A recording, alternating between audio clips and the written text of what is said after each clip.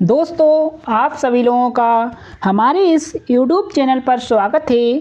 जैसा कि आप सभी लोग हमारे वीडियो की थंबनेल में देख चुके होंगे, आज के इस वीडियो में हम आप लोगों के लिए सामान्य प्रबंधन जो पटवारी के एग्ज़ाम में 25 नंबर का पूछा जाना है, उसके चैप्टर 4 संगठन के ऑब्जेक्टिव क्वेश्चन लेकर आए हैं। अगर आपको सामान्य प्रबंधन की बुक चाहिए तो हमारे कमेंट बॉक्स में कमेंट कर दीजिएगा या फिर हम आपको बुक की लिंक डिस्क्रिप्शन बॉक्स में दे देंगे, जिसे आप डाउनलोड कर सकते हैं। दोस्तों, अध्याय 4 से पहला ऑब्जेक्टिव प्रश्न बनता है, आयोजन में निम्नलिखित में से किस संसाधन का संगठन शामिल है? ए मनुष्य, बी सामग्री, सी पैसा, डी उपरोक्त सभी। इसका जो डी ऑप्शन है बिल्कुल सही होगा, उपरोक्त सभी, क्योंकि आप जब किसी संगठन का निर्माण करते हो उसमें पैसा भी लगता है, मनुष्य भी लगते हैं और सामग्री भी लगती है, इसलिए इसका डी ऑप्शन सही है। इसके बाद दूसरा, आयोजन एक ऐसी प्रक्रिया है जहां ए मानवीय प्रयास समन्वित होते हैं, बी संसाधनों को व्यवस्थित रूप से संचित किया जाता है, सी दोनों ए और बी, इसलिए इसका सी ऑप्शन सही है। इसके बाद तीसरा पूछा गया, विभिन्न लोगों की कार्य भूमिकाओं के मध्य अंतर स्पष्ट करता है। ए ऑप्शन काम का बोझ बढ़ाओ, हो नहीं सकता, बी अपव्यय को कम करना, बिल्कुल सही है, इसलिए इसका बी ऑप्शन सही होगा। इसके बाद चौथा पूछा गया, वह संगठनात्मक संरचना जिसमें सभी विभाग एक सम्यक प्रमुख को रिपोर्ट करते हैं। इसका जो ए ऑप्शन है कार्यात्मक संरचना कहलाती है, ए ऑप्शन सही है। इसके बाद पांचवा पूछा गया, निम्न में से कौन सा संगठनात्मक ढांचा किफ़ायती है? इसका भी दोस्तों ए ऑप्शन सही होगा, कार्यात्मक संरचना। आपको इसकी बुक फ्री में दी जाएगी, उसकी लिंक हम आपको अपने डिस्क्रिप्शन बॉक्स में दे देंगे, जहां जाकर आप उस बुक को डाउनलोड कर सकते हैं। इसके बाद छठवां, किस संगठन संरचना में अलग अलग व्यावसायिक इकाइयां अथवा विभाग शामिल होते हैं? ए कार्यात्मक संरचना, बी प्रभागीय संरचना, सी दोनों, ए और बी, इसलिए इसका सी ऑप्शन सही है, दोनों। इसके बाद सातवां, संगठन में प्राधिकार का स्वरूप होता है। दोस्तों, संगठन में प्राधिकार का जो स्वरूप होता है ऊपर से नीचे की ओर होता है, इसलिए ए ऑप्शन सही है। इसके बाद आठवां पूछा गया, आयोजन एक प्रक्रिया है। ए ऑप्शन गतिविधियों के निर्धारण, बी गतिविधियों के समूहन, सी कर्मचारियों के बीच औपचारिक संबंधों के निर्माण, डी उपरोक्त सभी। इसका जो डी ऑप्शन है बिल्कुल सही होगा। इसके बाद नौवां, निम्नलिखित में से कौन सी आयोजना की विशेषता नहीं है? दोस्तों, इसका जो डी ऑप्शन है पूर्ण केंद्रीकरण नहीं होगा, इसलिए डी ऑप्शन पर आपको टिक लगाना है। दोस्तों जितने ऑब्जेक्टिव प्रश्न पूछे जाएंगे इन्हीं वीडियो से ही पूछे जाएंगे। एक भी ऑब्जेक्टिव प्रश्न इन वीडियो से बाहर नहीं पूछा जाएगा। इसके बाद 10वां, नियोजन के बाद प्रबंधन का अगला कार्य है। दोस्तों आपने नियोजन कर लिया, फिर उसके बाद अगला कार्य होता है नियुक्ति, इसलिए ए ऑप्शन सही है। इसके बाद 11वां, आयोजन में डॉट डॉट के निर्धारण की प्रक्रिया शामिल है। ए, क्या गतिविधियां आयोजित की जानी चाहिए। बी, गतिविधियों को कैसे समूहीकृत किया जाना है। सी, अधिकार और जिम्मेदारी के प्रतिनिधि मंडल। डी, उपरोक्त सभी। इसका जो डी ऑप्शन है बिल्कुल सही होगा। इसके बाद अगला पूछा गया 12वां, प्राधिकरण के प्रत्यायोजन का अर्थ है। दोस्तों प्राधिकरण के प्रत्यायोजन का अर्थ होता है ऊपर से नीचे की ओर, यानी कि इसका जो सी ऑप्शन है प्राधिकरण हस्तांतरण ऊपर से नीचे की ओर होता है, इसलिए इसका सी ऑप्शन सही होगा। इसके बाद 13वां, डॉट डॉट संगठन का आधार है।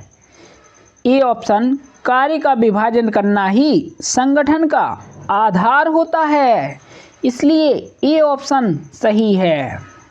इसके बाद 14वां, निम्नलिखित में से कौन सा आयोजन प्रक्रिया में शामिल नहीं है। दोस्तों आयोजन प्रक्रिया में विभागीय को शामिल नहीं किया गया है, इसलिए ए ऑप्शन होगा। इसके बाद 15वां, इसके द्वारा की जाने वाली प्रमुख गतिविधियों या कार्यों के आधार पर उद्यम का विभाजन डॉट डॉट के रूप में जाना जाता है। उसे दोस्तों हम जानते हैं प्रभागीय संरचना के रूप में, इसलिए बी ऑप्शन बिल्कुल सही होगा। इसके बाद 16वां, प्रभागीय संगठन संरचना के अंतर्गत विभागीकरण निम्न किन आधारों पर किया जाता है। दोस्तों इसका जो बी ऑप्शन है उत्पाद बिल्कुल सही होगा। इसके बाद 17वां, कार्यात्मक और प्रभागीय संगठन संरचना डॉट डॉट की श्रेणी में आता है।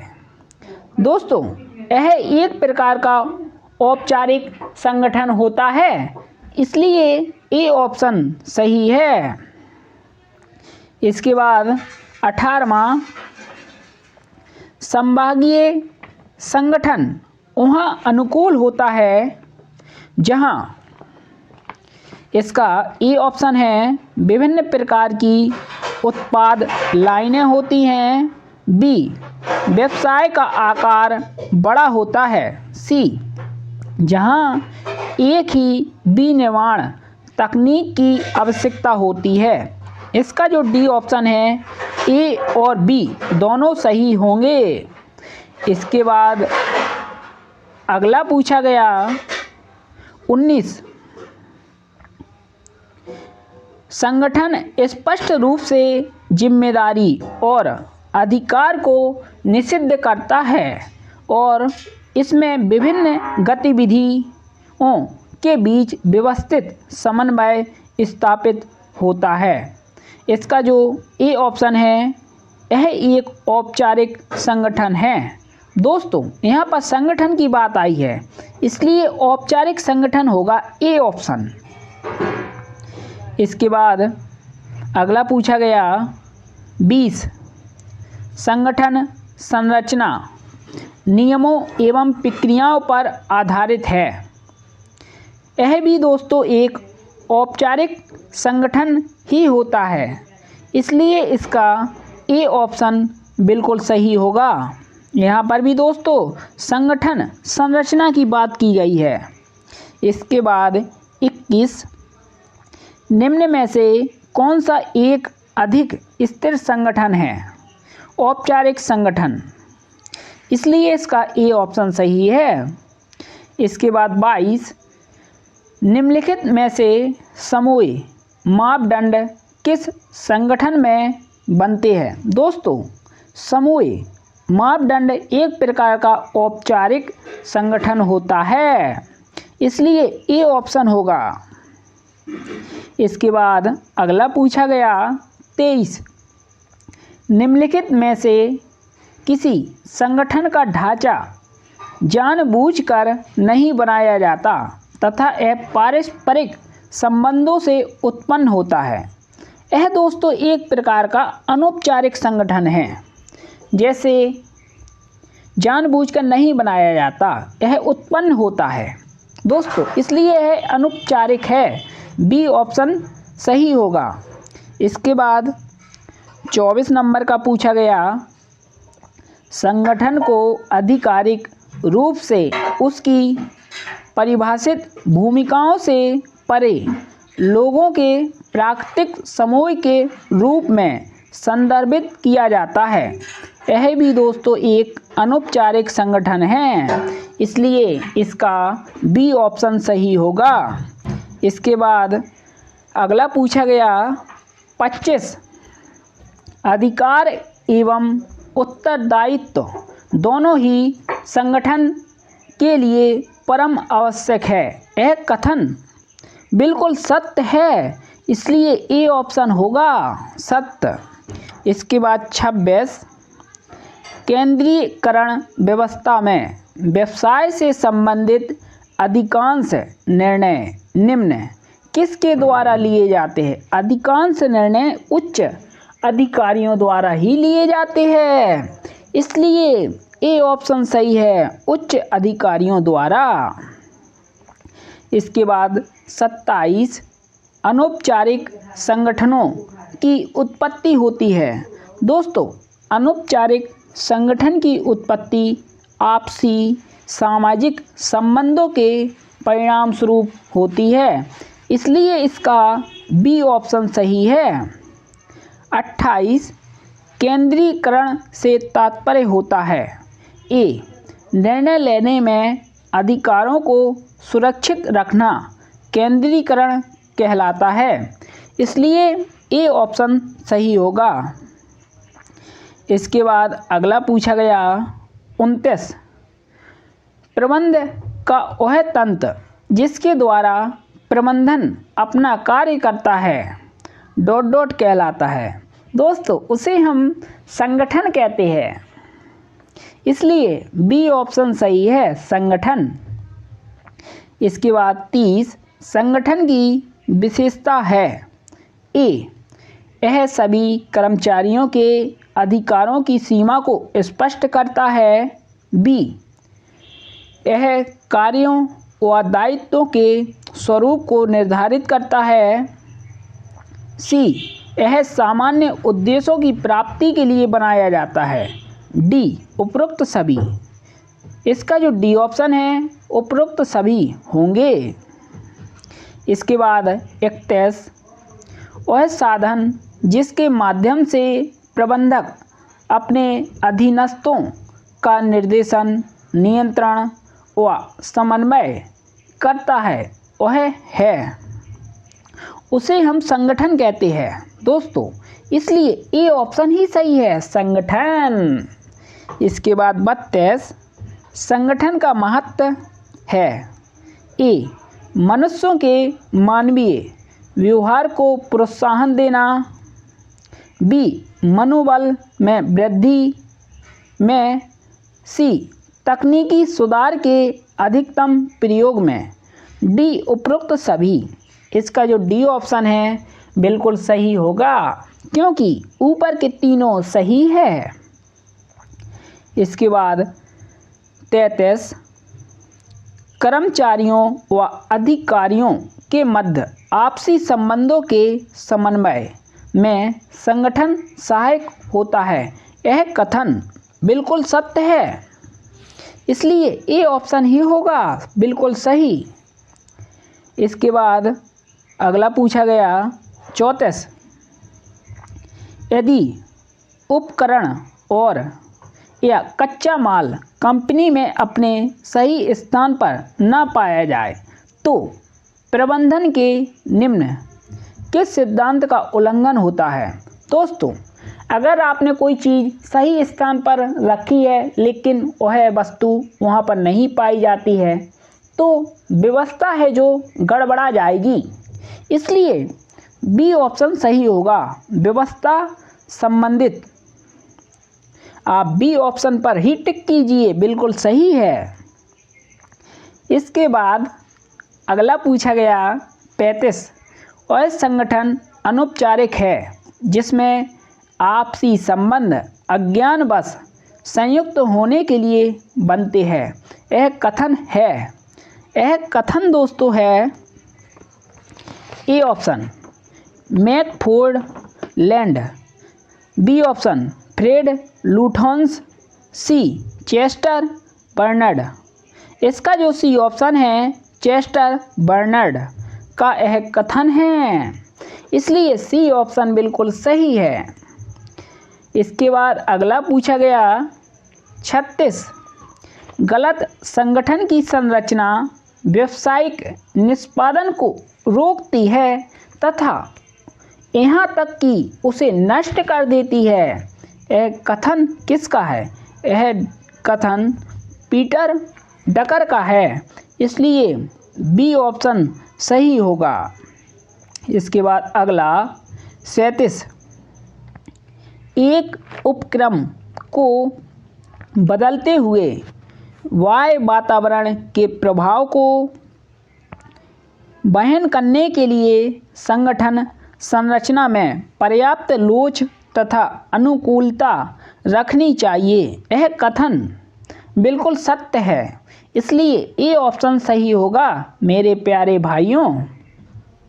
इसके बाद अगला पूछा गया 38, संगठन संरचना को निर्धारित करने वाले संयोगिक घटक के संदर्भ में निम्न में से कौन सा कथन असंगत है। दोस्तों, इसमें आपको असंगत कथन बताना था, जिसमें नहीं है वही असंगत है। इसका जो सी ऑप्शन है वायु वातावरण संगठन संरचना का निर्धारित करने वाला संयोगिक घटक नहीं है, इसका सी ऑप्शन सही होगा। इसके बाद अगला 39, अधिकार ऊपर से नीचे की तरफ चलता है जबकि जवाबदेहिता नीचे से ऊपर की तरफ यह पाया जाता है। यह दोस्तों क्रियात्मक संगठन में पाया जाता है, इसलिए बी ऑप्शन सही है। इसके बाद अगला पूछा गया 40, वह संगठन जिसमें प्रत्येक स्तर पर प्रबंधकों के अधिकारों, कर्तव्यों व दायित्वों की सीमा होती है उसे कहते हैं, उसे दोस्तों औपचारिक संगठन कहा जाता है, इसलिए ए ऑप्शन सही होगा। दोस्तों, इस प्रकार 40 ऑब्जेक्टिव प्रश्न अध्याय 4 से बनते हैं। अगर आपने हमारे सभी वीडियो कम से कम 17 या 18 वीडियो बनेंगे, क्योंकि इसमें टोटल 15 चैप्टर है और 4-5 साल पुराने हम आपको प्रीवियस ईयर्स क्वेश्चन पेपर का भी सॉल्यूशन कराएंगे कि किस तरह के ऑब्जेक्टिव प्रश्न पूछे गए हैं पिछले वर्ष। इसलिए आप हमारे वीडियो आपने पूरे देख लिए तो आपका एक भी ऑब्जेक्टिव प्रश्न एग्जाम में गलत नहीं होगा और आपके 25 में से 25 नंबर आएंगे मेरे प्यारे भाइयों। अगर आपने हमारे इस वीडियो को पसंद किया है तो हमारे इस वीडियो को लाइक करें, शेयर करें और सब्सक्राइब करें। दोस्तों धन्यवाद। जय हिंद, जय भारत, वंदे मातरम।